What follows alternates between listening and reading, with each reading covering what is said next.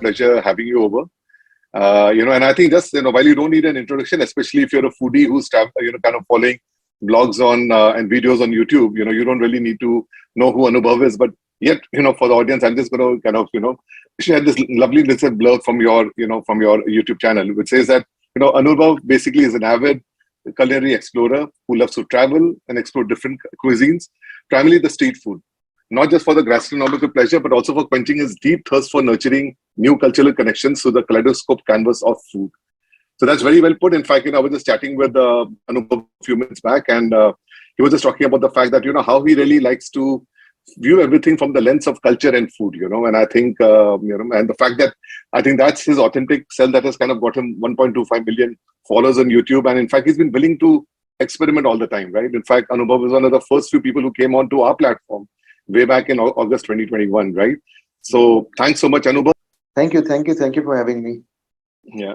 It's our pleasure, So Anubhav, would love to, I think, like with anybody else, would love to know your, origin story. How did it all begin? What is really the food lust, or was it really the wanderlust, or was it a bit of both? How did you just start this? So I started way back in 2011. And when I started, the idea was just to document the local street food of Delhi. And I used to write about the places, what to eat, where to eat in Delhi, and then the stories of the street food vendors. Mm-hmm. So it all started with a small community. At that time, the name of the page was not Delhi Food Walks. It used to be Street Food of Delhi, SFD. That's what I used to call it. And it was a Facebook group of like-minded food enthusiasts. And every Sunday, we used to meet in different neighborhoods in Delhi. I used to kind of explore the food whole week. Like 6 days after my office, I had a day job. I was working in a non-profit sector. And every Sunday, I used to organize walks in different locations in Delhi. And slowly that community grew. And in 2013, I quit my day job and I started doing it full time.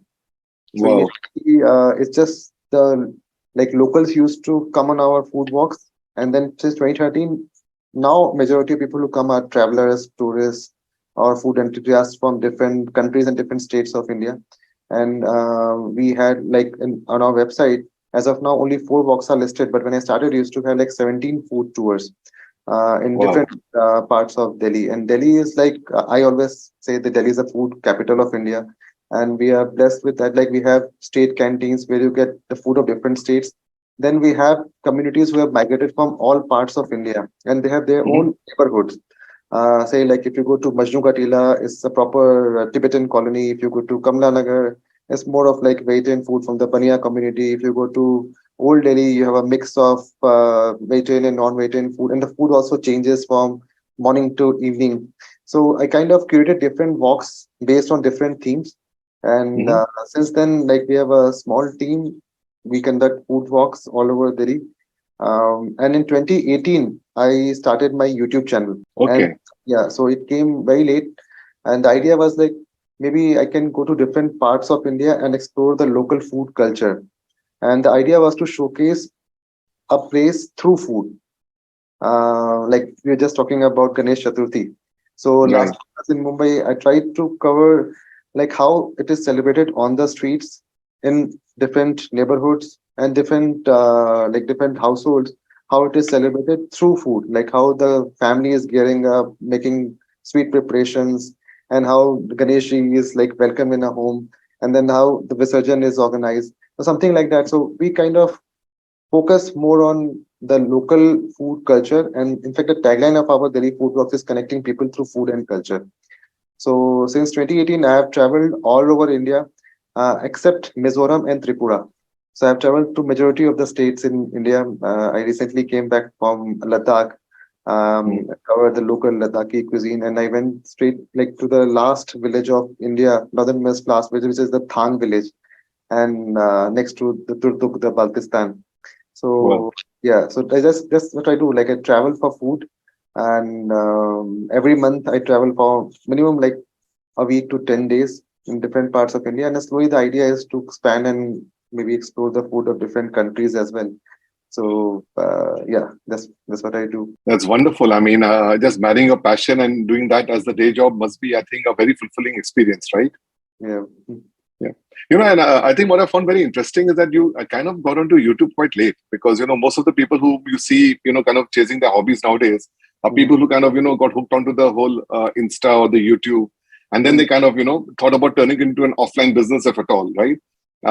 Just tell us about this. I mean, how was it and what prompted, and honestly, in like 5 years to kind of have a following of 1.25 million? Just walk us through that. In fact, there's some questions here from people already asking about what does it take to become a YouTuber, to start a channel, yeah. So, So, see, I started as a food walk tour guide. You can call me a tour guide. I was more of like taking people around Delhi and showing them the food culture of different neighborhoods in Delhi.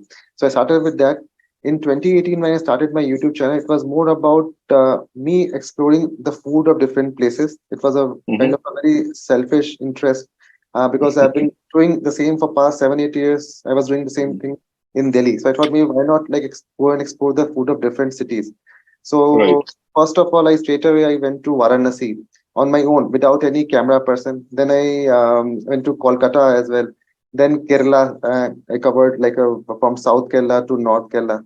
It was more for my own understanding of the food of India. So that's how I Mhm. started. And then I like in 2018, I was organizing India's first street food awards in Delhi. And then that time I hired a camera person and a video editor who can maybe kind of document the journey of Delhi food walk since inception. And that time I spoke to that camera person, like I said that I'm traveling to Odisha, and can you accompany me? And we'll be going like to 4 different places and just document the local food of those places. So that kind of the videos we went to Bhubaneswar, Cuttack, then there are 2 more cities, Puri and one more city was there. So we covered the food of 4 different cities. I came back and then once we edited the videos, the people who were watching the videos, they were not kind of like I wear spectacles and people are saying that this person can't make food videos. He doesn't look like a food blogger. He's more like an engineer or a doctor or could be an officer, but he has no kind of I don't know the physical appearance of a food blogger who is like huge and kind of who jumps in the front of the camera and give more like make more expression Mhm. videos. So Mhm. so more so that was a kind of reaction. But I thought it was more for myself. I was doing it. I was exploring the food of a local place. It was just of my interest. I was doing it. And then Right. it took me almost 5, 6 months. And those who were like kind of criticizing initially my videos, they became our subscribers. So since then, it was no looking back. And then every weekend we started uploading videos. And I traveled to all the hinterland, like different villages and in different parts of India. And that's how I started documenting it on our YouTube channel. So Nice. that's how it worked. Wonderful. I think that kind of answers the question that Rahila and Tamanna have been asking, like, that, how did you get about this? What was really your initial journey? Mhm. So, Anubhav, you, at the start, you mentioned something, I would say a little controversial. You said, like, Delhi is the food capital of India, Yeah. you know, Mhm. and, there's always this big, what should I say, competition between Bombay and Delhi, right? I mean, there's always this upmanship, like, Bombay is like a better place, Delhi's got better infrastructure, So, I think a lot of people out here might be wondering, like, I mean, actually, Bombay itself has got a pretty happening street food cuisine right now. So I can imagine, since you've been brought up in Delhi, you might be having a little bit of a bias. But why don't Mhm. we just play a game? I'm just going to throw some name of a few dishes, and you Mhm. tell me that dish is better in Bombay or Delhi. So let's just kind of just take your POV on that. Okay. Yeah. Yeah. Okay. Let's go. So my favorite, butter chicken, Delhi. Delhi. Chole bhature. Delhi. This is not going well. Aloo paratha and lassi. That's also Delhi. Pani puri, golgappa. Pani Puri in Mumbai, then Golgappa in Delhi. Well, Mumbai vada pav. That's also be in Mumbai. That would be in, Okay, So I can imagine. I mean, like people really say that, people who move away from Bombay and have kind of gone to Delhi, they said like, we miss Bombay, we miss the energy, but we love the food out there, right? Just turning this around a little bit, let me do the other thing now. Let me just throw some cities at you. and tell us about what really strikes you. The moment you think of a city, what's a dish and maybe a place from that, from the city that comes to your mind, right? Sure. So let's get going with what many people would think is actually the food capital of India, Indore. Indore has many dishes to explore, and Indore को हम लोग बोलते हैं चटोरों का शहर. मतलब चटोरों का शहर बोला जाता है, और वहाँ बहुत सारी चीजें हैं खाने के लिए. Like we have छप्पन दुकान there. Then we have Yep. Sarafa Market, which is open whole night. Like in the daytime, it's a jewelry street, and the night it becomes a food street. And there are many things to try. Especially they have Joshi Dahi Bada, which in fact I was the one who called that place flying Dahi Bada. So unka Dahi Bada ho gaya. Then you get a huge size jaleba there. Then you get bhutte ki kheer. Then in Chappan Dukan you have khopra patties. So there are many things. Then there's Johnny hot dog shop there in Chappan Dukan.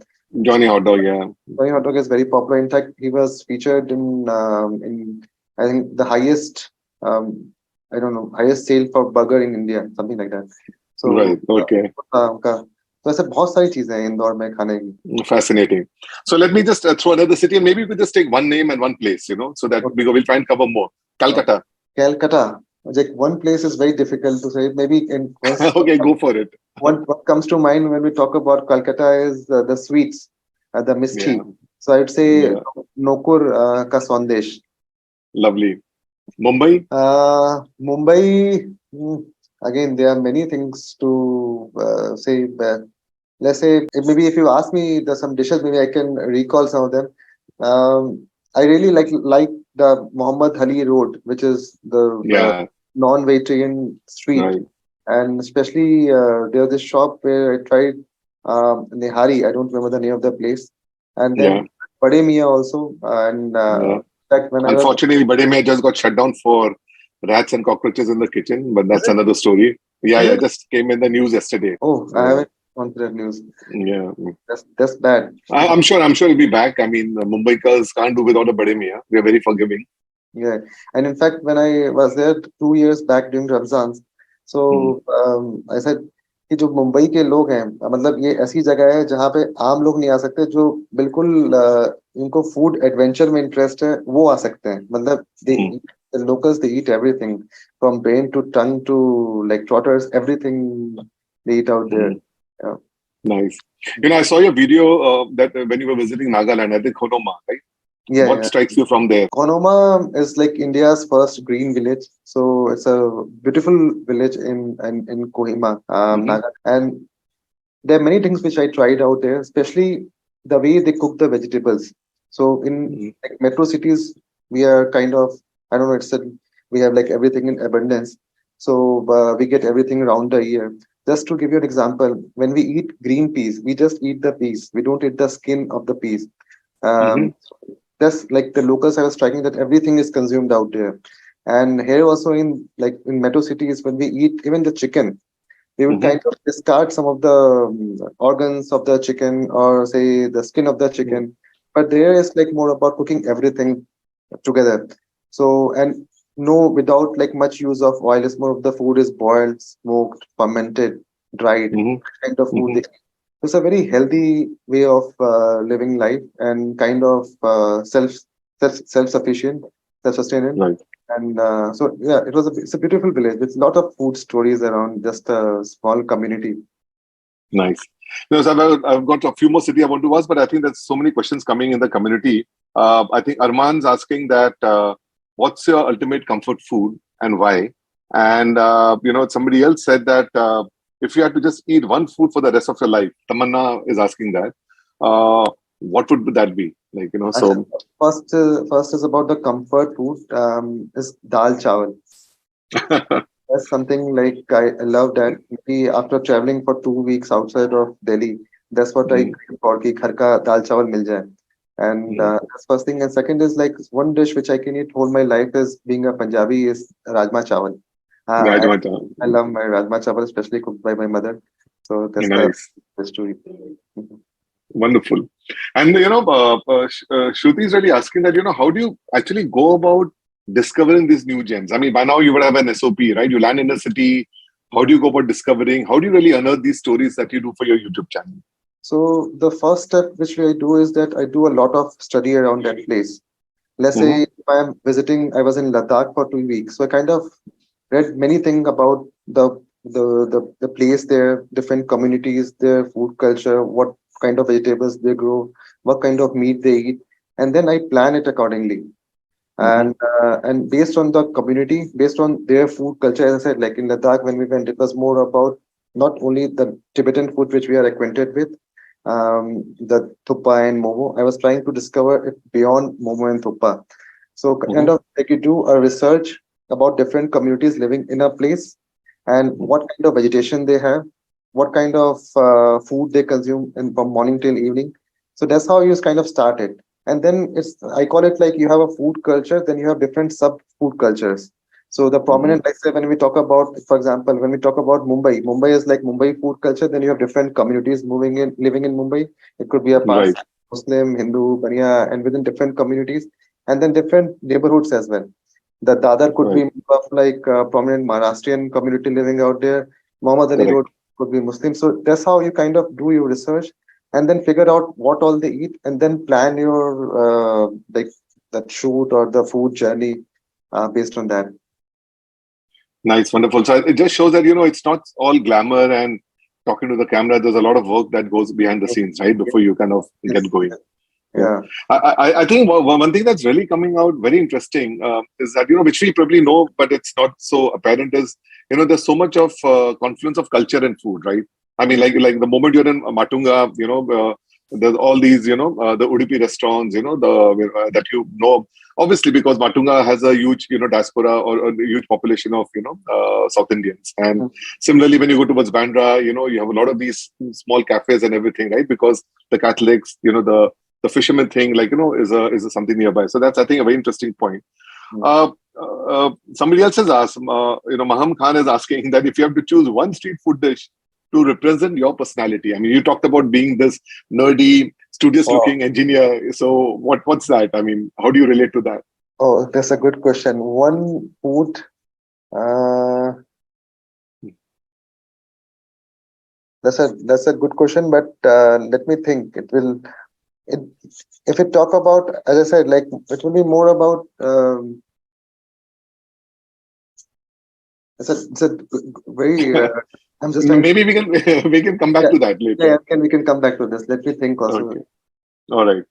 And okay, so somebody else has asked that which is the most underrated. David has asked which is the most underrated food place according to you. Most I mean, like, underrated. yeah, I mean, maybe people don't know about it. And I would probably, let's break it up. Like maybe it could be a restaurant or an eatery, or it could also be a city, that people don't necessarily associate with, great food, and, you actually found it amazing. I would say the whole of Northeast India. Like Achha. it won't be just one state and Mm-hmm. one place. It's just like our lack of understanding about the cuisine of Northeast India. It's so vast, Right. but it's so underrepresented. It's so kind of unexplored.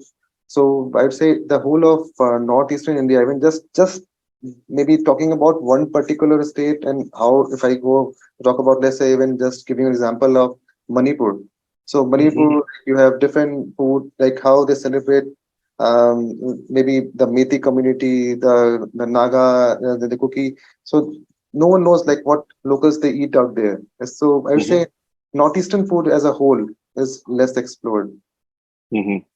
No, and I mean, please pardon my ignorance, but what's the focus? I mean, of course, if you look at North India, we have a very, a huge depth when it comes to veg and non-veg in that Mhm. sense, right? How do you find that in Northeast? Like, is it primarily non-vegetarian, or they have some very interesting, cuisine on It's both sides? it's both vegetarian, non-vegetarian. As I said, I was talking about Konoma. So they eat whatever is grown locally. So and like when I was in Nagaland, I was saying this: they eat local food, they eat fresh food, they eat seasonal food. I think that should be Mm-hmm. the mantra of everyone's life, and that's what Mm-hmm. they've been following since ages. Like now in metro cities, we have started talking about it, but they've been Mm-hmm. doing since ages. Nice. And then there's a couple of questions from Shia and Alaya. So Shia is actually asking that, do you have any very interesting food-related travel mishap, or a funny story to share? And I think Alaya is asking that Any interesting behind the food, behind the scenes, while making the YouTube channel? So There are a lot of them. There's I like, can imagine. We've been doing yeah, it for a while. yeah. So now, initially we used to add a lot of behind the scene shots. We used to compile all of them and put it at the end of the. Nice.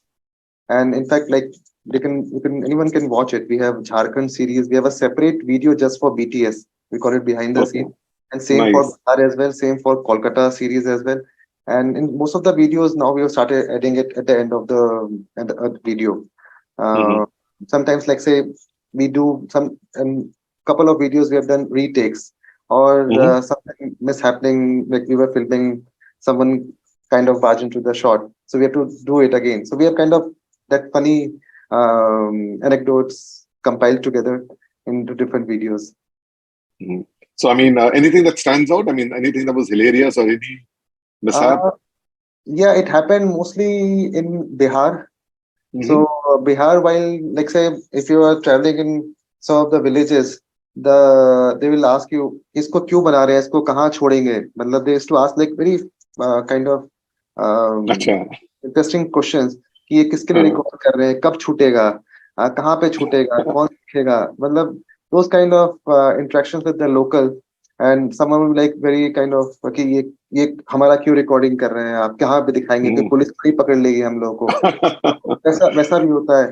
वैसे बहुत सारे interesting reactions होते हैं। Nice. उनको समझाना पड़ता है, बहुत लोगों को लगता है कि कहीं हम शूट करेंगे इनकम टैक्स वाले आ जाएंगे उनके Yeah, I pass. think more than the police, they'll be worried about the income tax authorities. सो दे से कि नहीं नहीं, आप ऐसे मत दिखाइएगा, आप इस टाइम पे आइए, भीड़ मत दिखाइए, प्लेट्स मत दिखाइए, Right. वैसा रहता Right. है। There's this anecdote that how in Lucknow, those people who used to make the bhel puri and the kulfi. I mean, they would not file income tax. So apparently, one of the SSC officers actually counted the number of those plates that were at the bottom, and then he kind of came at an estimate, like So yeah, I can imagine their concern. In smaller Arman cities, asked, sorry, I'm saying like in smaller cities, it happens a lot. yeah, yeah. So Arman asked a very interesting question that if you have to invite three people, either living or historical, to join you for a street food adventure, who would they be and why? First would be Mr. Rahul Verma. I regard him as my guru. He writes for Telegraph and the Hindu newspaper. I've been reading his Okay. columns since ages, and like since almost 25 years. And then second would be, now he's no more, but I would have loved to have late Mr. Vinod Duaji. So who has to have this show called Zaika India Ka. And Hmm. third, again, that person is again no more in this world, late Anthony Bourdain. Yeah. Nice. Uh, there's this a very interesting question from Alavia, which says that, like, can you just share some tips?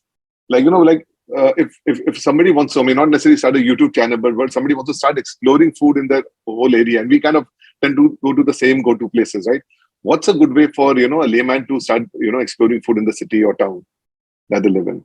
Is again, as I said, like it's more about understanding different communities and their food culture and the representative of their community's food culture on the streets of any location. Hmm. Just to give an example, when we talk about Delhi's food, so we have dishes on the streets like kulle ki chaat, Hmm. food from the community perspective, from the Kayas community. So, like you Right. have to understand the food through the prism of different communities living out there. And secondly, when you go on the streets to explore, just be kind of a more like what you say, keen observer and consciously walk from a shop to another shop or one place to another place and observe like what's being happening on the streets, what people are Right. eating and why they are eating. And you might have to visit in the morning time, in the afternoon time, in the evening time to understand how the food is changing from morning till evening. So, Nice. and different seasons also, and different festivals as well. So, Wow. you have to be kind of, I would say, keen observer, and then maybe talk to the locals as much as you can. And then third would be like be open to eat whatever is there. Right. Right. No, I think it really changes, my perspective, especially thinking about, the next time you kind of just go to, enjoy food. I mean, observe a little more, right? Rather than just worry about, gulping down or just, kind of going for the regular stuff. Yeah.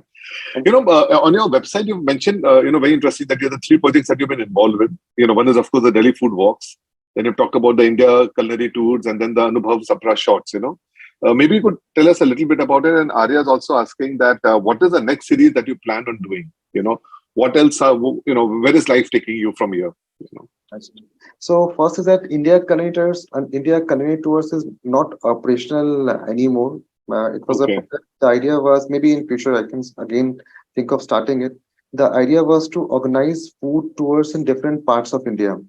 And the idea was to organize food, like many people who come to India, they come for, let's say, spiritual tourism or adventure tourism or religious tourism or just for leisure tourism. The idea was just to kind of promote India as a food tour destination. Like people go to Cambodia, Laos, Vietnam, Thailand just for food. Why not they can come to India and explore the local food here? Right. So we designed different itineraries like Rajasthan food tour for 10 days, covering different cities, different villages. Then we had this plan of starting Golden Quadrilateral tour, different cities, Delhi, Mumbai, Kolkata, Chennai, and Bangalore. Right. It was in Bangalore. And then exploring the food of 4 different cities over 10 days. So that kind of itineraries we were planning initially, but because of COVID, we couldn't do it. And now it's like, again, I think maybe in couple of, like, maybe we need to start it. And second, about what was the Anubhav Sapra shots. That was more about just renaming our, we have a second channel on YouTube. And the idea was to create that channel, to create short form content. So Delhi Food Walk is more of a long form content. And Anubhav Sapra Shorts is more of like short form content. Is that adaptation from the main one or do you shoot them separately? Again, these are tips for a... Adaptation for the same one. Like, okay. Yeah. Right. And and I think one question that Arya asked as a follow-on was that what is the next thing that you're probably looking at starting? Apart from these projects, with some of them obviously like you try things, they work out, don't work out. Are you going to diversify beyond food, or you're going to double down this vertical? So I'm more involved in three projects which we do. First is Delhi Food Walks. We conduct food tours in Delhi, and people can join us for food walks. We do it almost every day. We have a small team. And we do breakfast, brunch, dinner trails, lunch tours, 4 different tours. And so that's the first thing. Secondly, I also curate food festivals. So I do a festival called Jashn-e-Rekta. Jashn-e-Rekta, where you have this thing called Awane-Zaika. That might be maybe India's largest food festival. So that happens at National Stadium in Delhi. This year it's happening on 8, 9, 10. Is I think India's first curated food festival. Where we invite the food vendors to come and set up the stall. There's kind of stall ko bech rahe. So and we invite vendors from all over India. So I'm involved in the food festival. And third is the content curation. So for content, the idea is first to explore the whole of India. That would take a bit of time, and it's not about like exploring everything, every nook and corner of India. But I want to first cover Mizoram and Tripura, and then I can say that I've been to majority of the states, and then maybe start exploring the neighboring countries. So this year I covered Bangladesh, and then I went to Nepal. Then I might be going to Sri Lanka. So the idea is to first understand the neighboring countries, then maybe आगे और भी अलग-अलग countries में जाएंगे. Nice. So a few more questions. I hope it's okay if we spill over a few minutes. Okay. So Kiara is actually asking, what's the most unexpectedly delicious street food you've tried during your travels? I mean, something basic, and you said, wow. I mean, there are many things. Like say, I can just give you an example of one dish that might not, you can't call it a street food because I just came from Ladakh, so I have the fresh memories. So there in Ladakh, you get apricots. This was the apricot season, like autumn season. Now the harvesting has started. So they make a very simple dish. You just soak apricot overnight. In the morning, they like locals used to eat with the bread, the local bread called. Wow. Very simple dish. I got even I purchased a full bag of apricot, and I am eating like I ate yesterday, and I have had it today as well.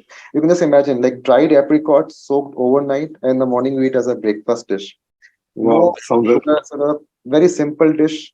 But I Mhm. always say like simple food is the best food. Like you don't have to make it complex by adding multiple things. Maybe you add walnut or you add almonds. It's just simple. Just soak it overnight. You get the natural sweetness of apricot. And by the way, India, like 60% of the apricots in India is grown in Ladakh.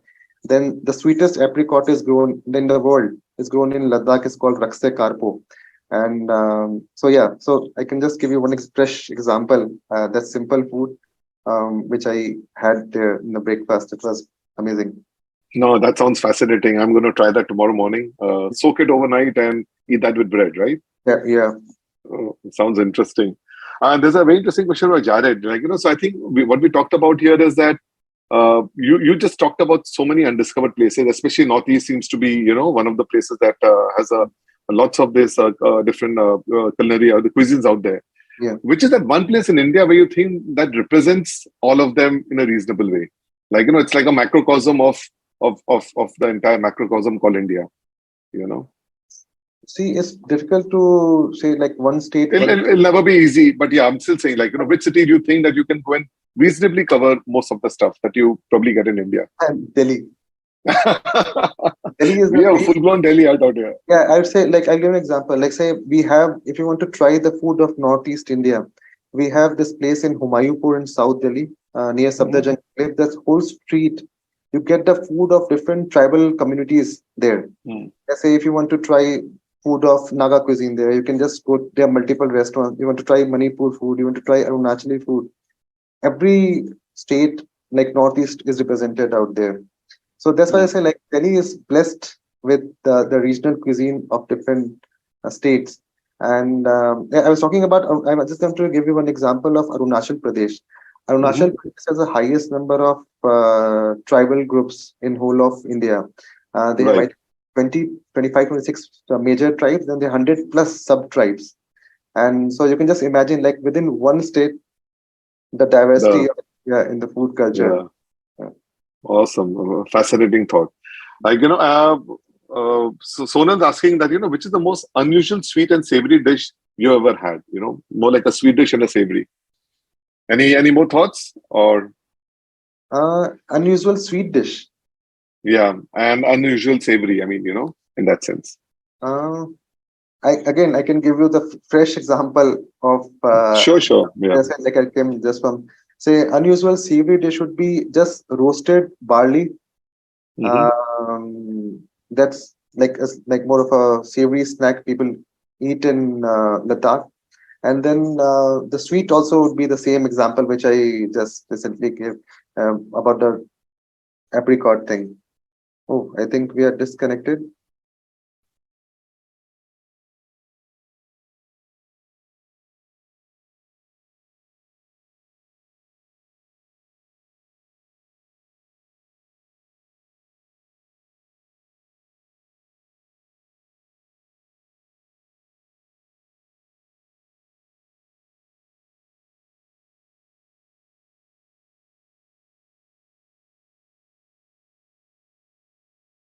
I'm just messaging Karishma. क्या हुआ?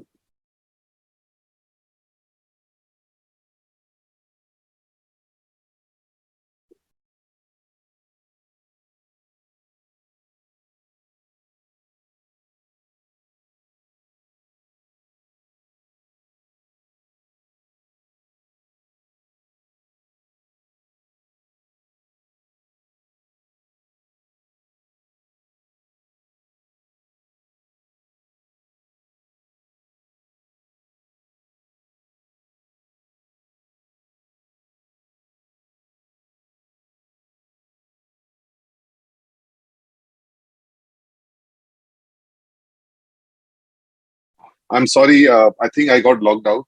Oh, it's okay. It's okay. I'm so sorry about this technology. Fine. Yeah, sorry. We were talking about, I think Ladakh. You were narrating a story, and I think that's when I kind of got logged out. Yeah, yeah. So I was just saying, like the savory snack could be the roasted barley. Hmm. Is consumed widely in the state in the now the Union Territory of Ladakh. And Hmm. secondly, it's in the sweets also. As I give example of apricot, it's a simple dish, and yeah, Nice. I just want to take the discussion slightly away, there's so much of talk and hype around all these ratings, like the Michelin star and all that stuff, right? I mean, what is your view about all of that, and why is it that, for whatever reason, somehow India doesn't seem to be having any of these? I mean, what's your worldview about this? See, I think about the ratings is that I'm not sure about the how Michelin works, and it's still not in India. But in India, we organize street food awards, and Hmm. do it by the system of public voting. We have different categories, and we just post it on our social media, different platforms, and we ask our viewers and the audience to just vote for their favorite dish and favorite Right. vendor, and we just kind of give away the awards.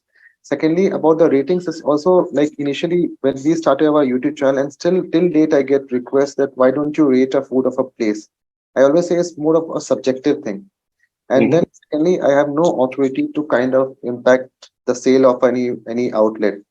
I said, as I said, like, food is not only about entertainment; it's also about the livelihood of the people who are selling the food on the streets.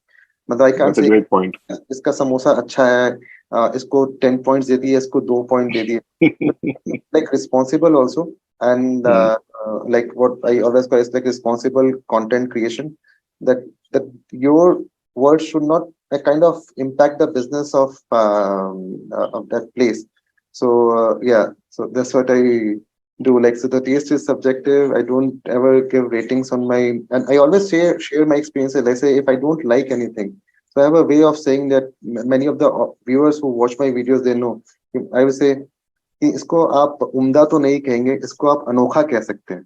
So it's like Hmm. different for me. It's not tasty, but it's different. So many people they understand, oh, कि अच्छा उतना अच्छा पसंद नहीं आया है इनको. So that's how I kind of try to communicate my views to the audience. No, I think that was lovely to hear. And in fact, like my colleagues, who interact with you, they say that you're very humble and very, very, kind of. I think this shows the thoughtfulness, right? Because it's very easy today for getting more clicks and views, to kind of run all of this thing, but to kind of think about the human behind the eatery and the place, and to really be thoughtful and mindful of that, I think it really reveals a lot, right? Just to kind of, to work, move towards the closing, I think Selvin's made a very interesting point. He said, look, I know you've traveled a lot, but and you've eaten all kinds of cuisines and food, but does anything beat maa ki haath ka, khana? Like, Never, never. yeah, yeah. बिल्कुल I, नहीं हो सकता. bilkul nahi. I mean, that's absolutely the comfort food, right? Yeah. One thing that I've been thinking about, you were telling me before we started chatting that, like how, you're literally on the road for like 10 days a month and everything. How do you deal with the stomach bugs? I mean, itna bahar khana must be, some way or the other must be getting to you, right? Yes, it happened. Like in some of the state, it was very bad. It Mm-hmm. happened in Bihar, then in Gujarat, in Surat, so Mm-hmm. in Kota in Rajasthan. Some places it happens, but Mm-hmm. I try to like I always communicate this to also my audience that eat less. So I Bit don't less. like I don't overeat, and मैं हमेशा कहता हूँ कि eat in moderation. It's just more about tasting, and that's what someone commented today on my YouTube video also. कि Mm-hmm. कि मुझे दिखता है कि आप जब खाना लेते हैं तो छोटे portions में लेते हैं, and that's good. You are not tasting the food, you are sharing the food with others as well. So the food is not wasted, and then it's more about tasting the food. It's not about कि hogging, like ले लिया और बड़े से Right. थाली में रख के खाते जा रहे हैं. So Mm. moderation, eat less, is more about understanding the food of different places and tasting the food as well, not to kind of overeat. So always eat in moderation and like, I mean, pretty much like the way I would imagine a wine taster just about takes a small sip. Otherwise, he's going to be drunk on his job, right? Doing this. Just to kind of conclude, there were a lot of questions initially, but I just kept towards the end. So, a lot of the people get fascinated by, being, by really, your journey as a YouTuber and, as a food blogger. So, you have any tips for somebody who's really trying to get started, like, like start a channel, maybe on food, maybe otherwise, how to start, how to think about, starting right now, where to focus, what kind of niche they should be thinking about, so any tips to them would be really, really nice. So it's more about understanding your niche, like what your interest areas are. Hmm. Within food also, it could be about street food, it could be fine dining, it could be cafes, it could be restaurants, it could be home cooked food, it could be just like tea, coffee, anything. So its first thing is to kind of understand the interest, the passion, what the person wants to do. And secondly is about the consistency. Keep doing it. It might take time. Like I can give an example. Recently, like our views are not that great. That used to Hmm. be a year back, but still we are doing it. Every Wednesday, Saturday, we upload a new video. Then Right. third thing, advice like which I give to all of the viewers as well, or anyone who wants to start a kitchen, be open. Like openness is very important in food. Don't have any reservations. कि अच्छा ये नहीं खाना है, ये खा सकते हैं, ये नहीं खा सकते, ये इसका इनको नहीं खाना चाहिए, उसको खाना चाहिए. So those inhibitions should not be there. Be open to try anything, and that's what I follow. Whatever is served in my plate, I eat without any Nice. prejudice. Yeah, like I give example of Nagaland cuisine. I had woodworms, I had silkworms. In in Chhattisgarh, I had red ants, and in Assam, I had the eggs of red ant. So whatever is served in my plate, I eat. So be open and be respectful wherever, and then that's it. Wonderful. So I think be open, be respectful, focus on your niche, and be consistent, right? I mean, those are really your Yeah. advice. Wonderful. I think that really applies to anybody who wants to start maybe a new channel, whether it's on food or otherwise. And I think the last question to kind of close us out was, I think the one that is pending. Which brand, which food reflects your personality the best, you know? So, My personality, I think I would say like simple dal chawal uh, mhm. would be like as I said, it's more of a comfort food and it kind of reflects my personality also. So Mhm. yeah, Wonderful. So dal chawal is timeless. You can eat that anytime, and it's always something that we can always go back to, right? I mean, it's really the comfort food. Yeah. No, great, Anubhav. I think it was wonderful. It was fantastic, really having you, and we look forward to many more interactions with you. Thanks so much for all that you do, and making people smile. Uh, have a great evening. Yeah. thank you, thank you.